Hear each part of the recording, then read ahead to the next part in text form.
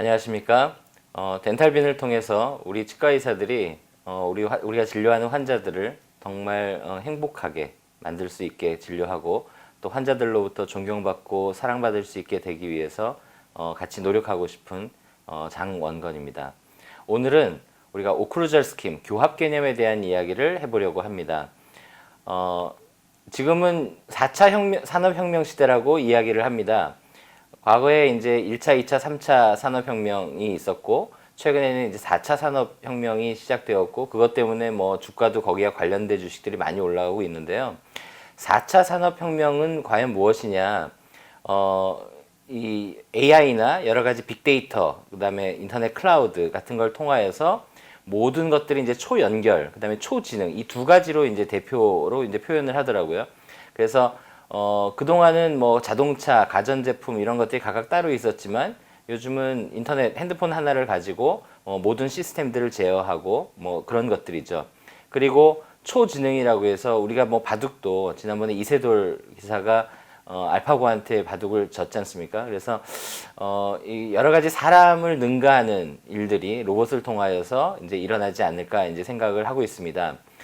치과에서도 아마 이런 부분들이 영향을 미치리라고 생각합니다. 특히 최근에는 디지털화 되면서 거의 모든 치과 진료들이 상당히 아날로그에서 디지털로 진화돼 왔습니다.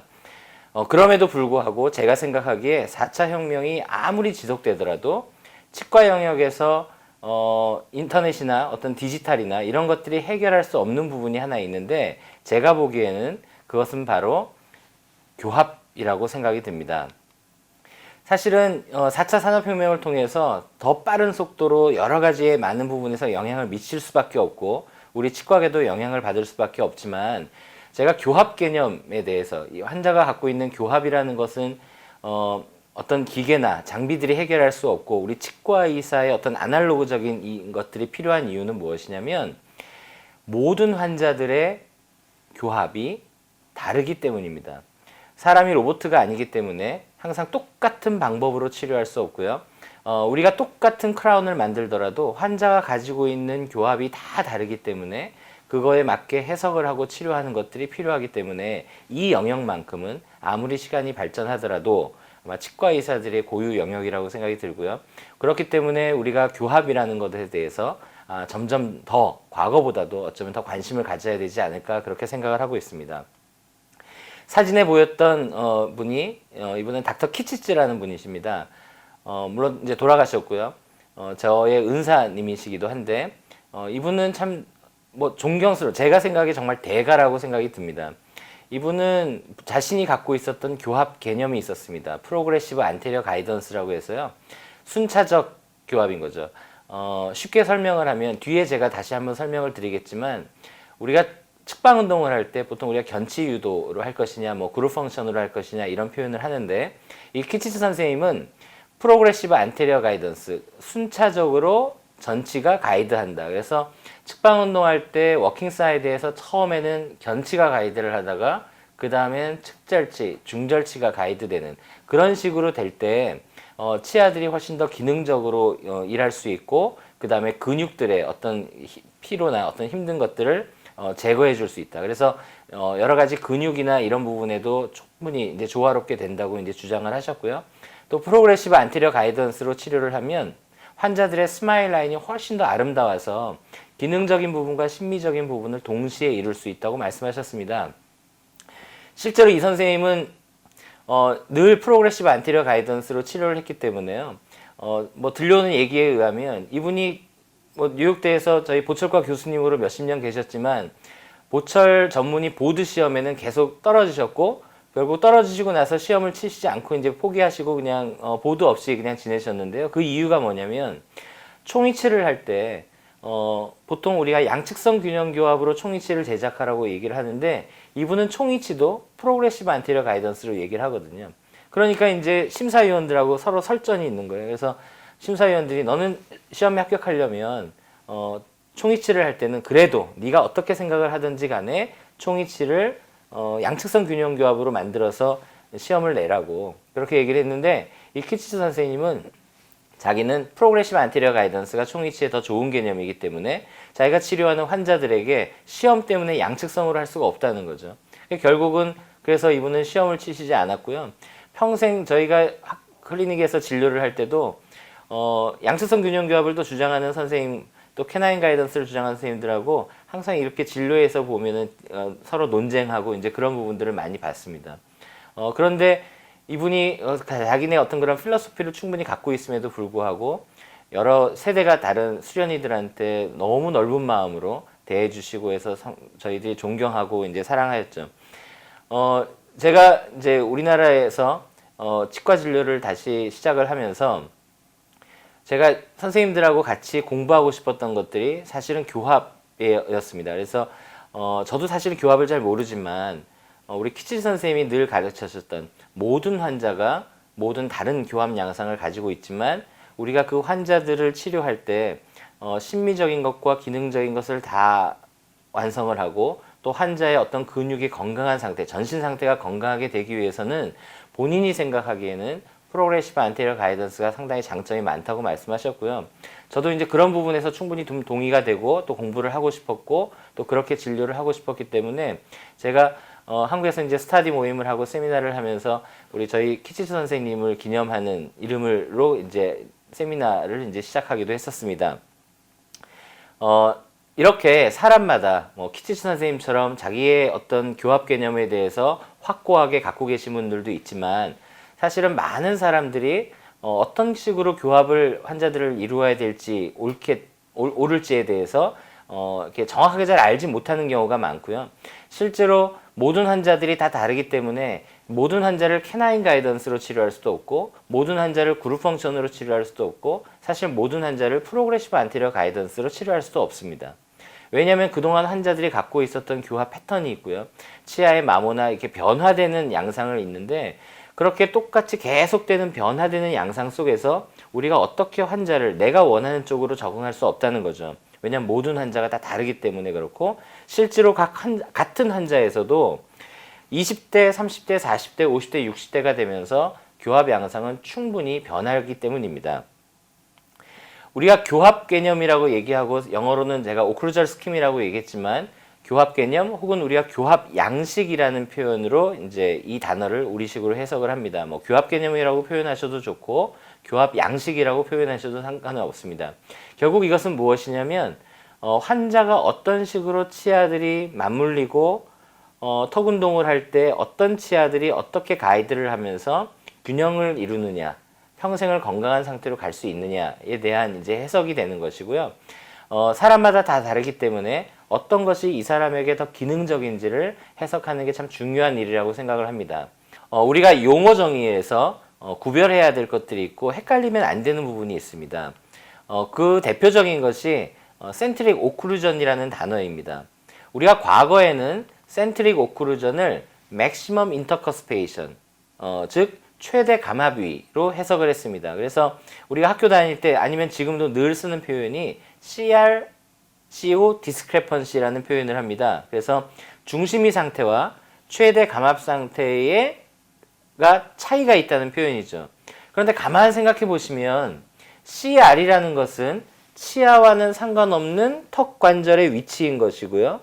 CO라는 것은 치아의 최대 감압이기 때문에 사실은 비교할 수 없는 대상입니다. CR은 치아가 있건 없건 상관없이 환자가 갖고 있는 포지션인 거고요. MI라는 것은 CR 상태건 CR 상태가 아니건 상관없이 치아가 맞물리는 거기 때문에 관절과 치아의 맞물림을 비교하는 것은 사실은 틀린 용어죠. 그래서 CR, CO 디스크레펀시라는 표현은 사실은 초창기 네솔로지스트들이 표현을 하면서 이제 썼던 용어지만 우리가 교합이라는 개념에 대해서 조금 정리가 되면서 1980년대 이후에는 CO라는 단어의 정의가 최대 감압이 MI가 아니고요. CR 상태일 때의 치아의 맞물림을 이야기합니다. 그러니까 예를 들어서 제가 CR 가이드를 했을 때 치아를 앙 맞물렸더니 약간 제2대구치만 닿고 교합이 뜨는 거예요. 그럼 그 상태를 CO라고 하는 거죠.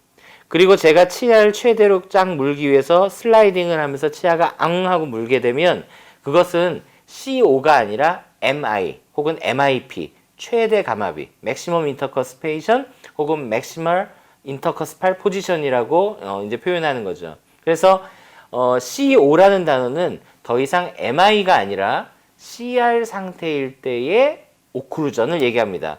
그러니까 아까 제가 얘기했던 CR, CO 디스크레펀시라는 거는 비교가 서로 안 되기 때문에 틀린 단어라고 얘기했죠. 그래서 지금은 CR, CO 디스크레펀시가 아니라 CO, MI의 디스크레펀시라고 표현을 해야 되는 거죠. 그래서 환자가 CO 상태와 MI 상태가 일치하면 그건 좋은 상태가 되는 거고 경우에 따라서 혹은 대부분의 사람들은 그 CO 상태와 MI의 상태가 일치하지 않을 수 있다는 겁니다. 그래서 우리가 이제 교합에 대한 얘기를 할 때는 항상 용어에서 요즘 우리가 뭐 다른 부분은 그렇게 헷갈리지 않는데요. 그 CO라는 단어에서 헷갈리지 않도록 하셔야 됩니다. 그래서 과거에 표현했던 그 CO라는 단어는 지금은 Maximum Intercuspal Position 혹은 Maximal Intercuspation이라고 표현하고 우리가 MI 혹은 MIP로 표현한다는 것을 선생님들이 아셔야 됩니다. 그런데 이제 예를 들어서 우리가 과거의 논문을 보면요. 포쉘트의 그 다이아그램 있죠. 그래서 하악 운동을 하는 다이아그램 그 논문에 보면 CR, CO라고 표현이 되어 있거든요. 그러니까 지금도 우리가 그 논문을 가지고 공부한다면 CR과 CO, 이 논문에서는 CO라는 것이 MI였구나. 그러나 지금은 그것을 CO라고 표현하지 않고 MI라고 표현하는구나 라고 선생님들이 이제 이해하셔야 된다는 거죠. 예를 들어서 이 그림에서 보이는 환자는 왼쪽에 있는 상태와 오른쪽에 있는 상태의 치아의 맞물림이 다릅니다. 오른쪽에 있는 상태는요, 최대 감압 상태입니다. MI이고요. 왼쪽에 있는 상태는 CR로 제가 가이드했을 때 처음으로 치아가 짠 하고 맞물리는 상태입니다. 그러니까 지금 왼쪽에 있는 사진은 CO라고 표현하는 거죠. Centric Relation 상태일 때 치아의 맞물림인 것이고요. 오른쪽에 있는 것은 Maximum Intercuspation이 됩니다. 그러니까 이 환자는 CO와 MI의 디스크레펀시가 있는 환자죠. 예전에는 이 단어를 똑같은 이 환경을 CR, CO 디스크레펀시라고 표현했다는 겁니다. 그러나 지금은 이렇게 표현하면 안 된다는 거죠. 뭐 우리끼리는 CR/CO 디스크레펀시가 맞아라고 표현할 수도 있겠지만 여러분들이 최근에 뭐 어떤 원서, 교과서를 읽는다든지 외국 연자가 강의를 할 때 이렇게 들었을 때 외국 연자가 CO라고 표현하면요. 그거는 CR 상태에서의 교합이지 절대로 MI를 얘기하는 게 아니라는 걸 아셔야 됩니다. 그래서 다른 것보다 CR/CO가 아니라 CO, MI, CO하고 MI라는 단어가 서로 다른 것이다라는 것을 이해하실 필요가 있습니다. 그러면 우리의 치료의 목표는 무엇이냐는 거죠. 우리의 치료의 목표는 사실 결론적으로 얘기하면요. 그 CO와 MI가 일치하는 겁니다. CR 상태의 오클루전인 CO가 환자가 편안하게 맞물렸을 때와의 MI와 일치한다는 얘기는 환자가 컨다일이 CR 상태에서 항상 그 기준으로 치아가 편안하게 맞물리고 그 다음에 오픈이 되고 그 상태에서 트랜슬레이션이 되면서 이제 하악 운동이 이루어진다는 얘기겠죠. 그러니까 환자의 턱 운동의 시작점인 컨다일에서부터 마지막 점인 치아의 맞물림인 MI까지의 상태가 늘 일정한 상황을 유지하기 때문에 사람은 건강한 상태가 되는 것이죠. 물론 대부분의 환자들은 CO와 MI가 일치하지 않습니다. 그것은 우리가 성장할 때부터의 계속된 이제 그 변형되는 과정 때문에 이제 생기는 건데요. 그러면은 그것은 큰 문제가 있느냐? 이제 꼭 그렇지만은 않습니다. 그것에 대해서는 제가 조금 이따 이제 다시 말씀을 드릴 것이고요.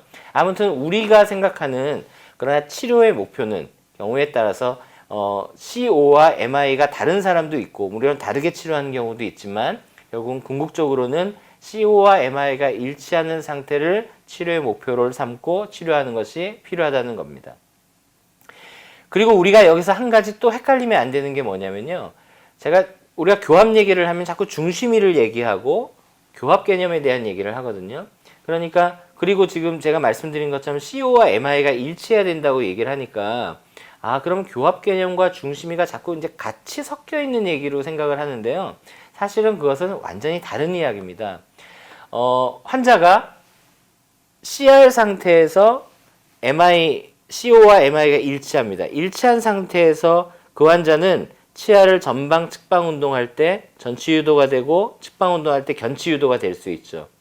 하지만 환자가 CR 상태가 아니라 CR에서 약간 턱이 전하방으로 내려와 있다고 가정해 보십시오. 그 환자는 CO와 MI가 다른 사람이죠. 그 다른 상태에서 환자가 MI로 되면 컨다일은 제자리가 아니라 약간 빠져 있는 상태가 됩니다. 하지만 그 MI 상태에서 측방 운동할 때도 견치 유도가 될 수 있거든요. 그렇죠? 그러니까 사람이 CR 상태에서 MI가 일치되고 그 MI 상태에서 전방 측방 운동이 어떻게 되는지가 교합 개념인 것이고요. CR 중심위는 교합 개념과는 조금 상관이 없는 다른 얘기라는 것을 또 이해하셔야 됩니다. 이게 헷갈릴 수 있죠. 그래서 이 부분이 이제 우리가 헷갈리면 안 되기 때문에 제가 이제 오늘 강의를 통해서 여러분한테 설명을 한번 하나씩 드리려고 하는 것입니다. 교합이라는 것은요, 제가 전에도 여러 번 말씀드렸지만 오클루전과 아티큘레이션은 단어로 구별이 됩니다. 우리나라 말로는 교합이라는 한 단어지만 영어로 표현했을 때는 오클루전이라는 단어, 그 다음에 아티큘레이션이라는 단어 두 단어로 표현이 되는 것이고요. 오클루전이라는 단어는 치아가 편하게 딱 맞물려 있을 때, 턱이 움직이지 않고요. 치아가 가만히 맞물려 있을 때의 상태를 말한다고 했습니다. 그러니까 우리가 교정 모델 혹은 환자의 구강 상태를 보기 위해서 이제 알지네이트로 옐로우스톤으로 이제 경석고를 붓고 나서 치아를 앙 맞물려서 이렇게 보지 않습니까? 그거를 오클루전이라고 얘기하는 것이고요.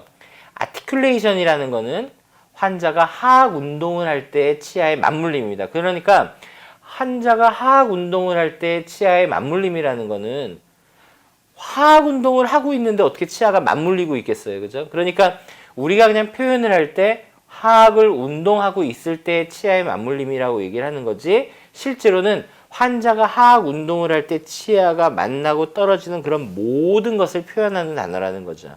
그러니까 오클루전은 가만히 치아가 최대 감압 상태로 있을 때의 상태만을 보는 거를 얘기하는 거고요.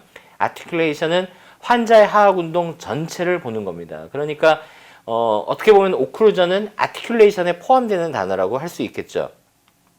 제가 왜 이 얘기를 다시 하냐면요. 우리가 아까 제가 말씀드린 것처럼 센트릭 오클루전과 오클루절 스킴 을 구별해야 된다고 말씀을 드렸습니다. 센트릭 릴레이션은 우리가 하악 운동을 할 때의 기준점입니다. 기준점. 그러니까 우리가 치아가 하나도 없는 상태에서 컨다일은 있겠죠. 어린아이도 치아가 없습니다. 유치가 나왔습니다. 그리고 유치가 영구치가 될 때까지 한 6년 정도, 6살에서 한 12살 때까지 이제 치아를 막 이제 바꾸겠죠. 한 12살 정도의 치아가 맞물릴 때까지는, 영구치가 다 나올 때까지는 사실은 하악의 성장은 거의 없습니다. 하악의 성장은 없고요.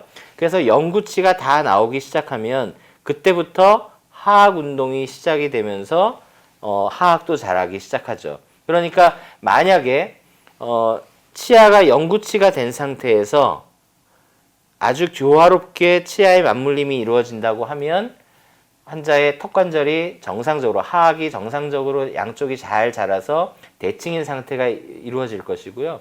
만약에 환자가 뭐 치아가 되게 크라우딩이 있다든지 아니면 치아의 맞물림이 어떤 슬라이딩이 있다든지 해서 양쪽 컨다일이 균형 잡히게 성장하지 않으면 사실은 얼굴이 비대칭으로 자라게 되는 거죠. 그래서 얼굴에 비대칭이 있는 환자들을 우리가 이렇게 물어보면 대개는 중학교 때까지는 몰랐다가요, 고등학교를 한 졸업할 때쯤 돼서 고등학생이 되어서 비대칭이 드러났다고 이제 알게 됐다고 얘기를 하거든요.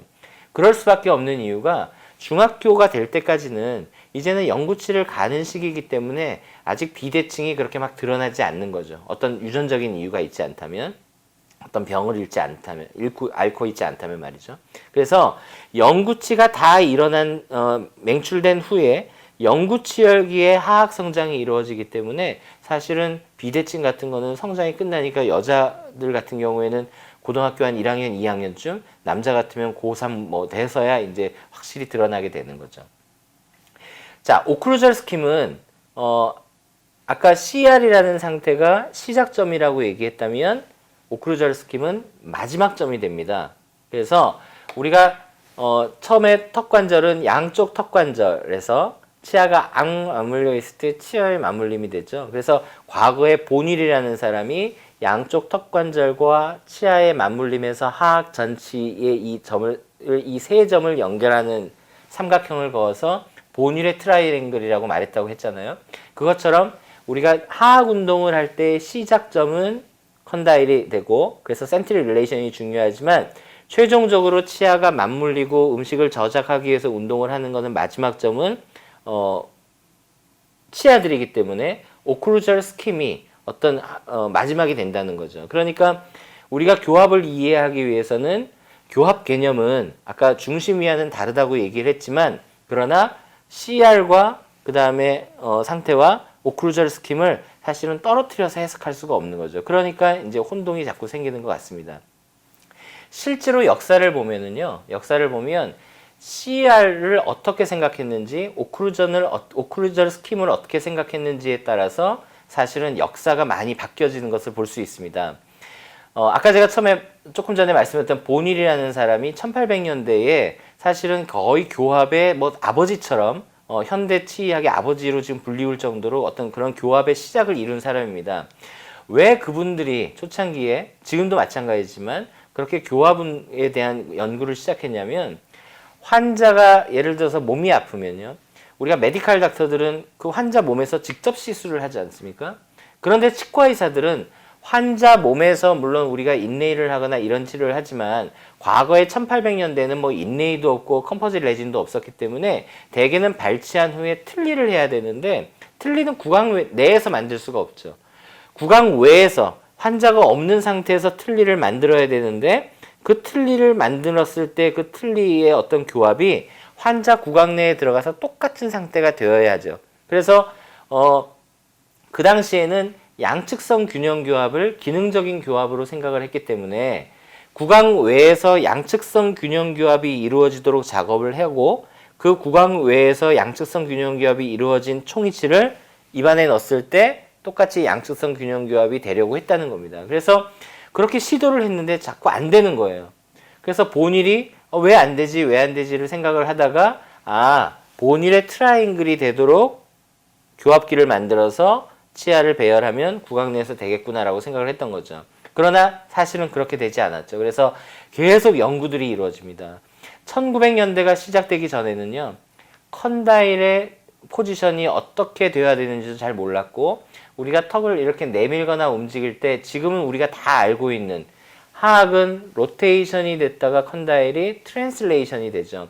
우리가 구강 내에서 앙 다물고 있다가 입을 아 벌리고 하는 이 상태에서는 로테이션이 되지만, 턱을 내밀고 측방 운동할 때는 트랜슬레이션이라고 해서 하악이 컨다일이 나오면서 움직이거든요. 그럴 때 과로 경사를 타고, 과두의 경사를 타고 이제 움직이는데, 과로 경사라는 것도 사실은 1900년대 이전에는 몰랐던 거죠. 그러니까 전혀 해부학적으로나 어떻게 하악 운동이 일어나는지를 알 수 없는 상태에서 양측성 균형 교합을 구강 외에서 만들려고 하니까 될 수가 없었던 겁니다. 그래서 우리가 교합의 역사를 보면은 교합기의 역사라고 말할 수 있는데요. 그런 교합기를 어떻게 하면 정확하게 만들까에 대한 연구를 했던 거죠. 그러다가 1910년대, 1920년대까지 과로의 경사가 있다는 것도 알게 되고요. 턱의 운동을 할 때 워킹 사이드와 넌 워킹 사이드가 서로 다르게 운동한다는 것도 베넷을 통해서 알게 되고, 또 홀이라는 사람을 통해서 워킹 사이드의 무브먼트가 어떻게 되는지도 알게 되고, 뭐 크리스텐센이라는 사람을 통해서 컨다일 각이 경사가 있어서 턱을 전방으로 내밀면 그것이 과로 경사를 타고 내려온다는 것 등, 그러니까 그런 여러 가지 이제 교합에 대한 우리가 지금 알고 있는 하나하나가 이제 알게 됩니다. 그러다가 1924년도에 두 그룹이 동시에 만들어지게 되죠. 미국의 동부에서는 펜키어하고 맨이라는 사람이 중심이 돼서 이제 PMS 학파가 시작이 되고요. 그 다음에 미국 서부에서는, 캘리포니아에서는 맥컬럼, 스튜어트, 스탈라드 이런 사람들이 모여져서 넷설로지가 만들어지게 됩니다. 거의 1924년도 비슷한 시기에 이제 만들어지는데요. 그 사람들이 왜 서로 이제 교합을 다르게 생각을 했냐면, 그 연구의 방향이 다르기 때문에 그렇습니다. 그래서 제가 다음 시간에 이어서 넷설로지와 PMS 학파들이 어떻게 연구를 시작했는지에 대해서 말씀을 드리려고 하는데요. 왜 제가 이 이야기를 하냐면, 그것이 시작점인 센트럴 릴레이션과 그 다음에 마지막인 오크루절 스킴과 서로 관련이 있기 때문에 그렇습니다. 그래서 제가 뒤이어서 계속 설명해 드리도록 하겠습니다. 경청해 주셔서 감사합니다.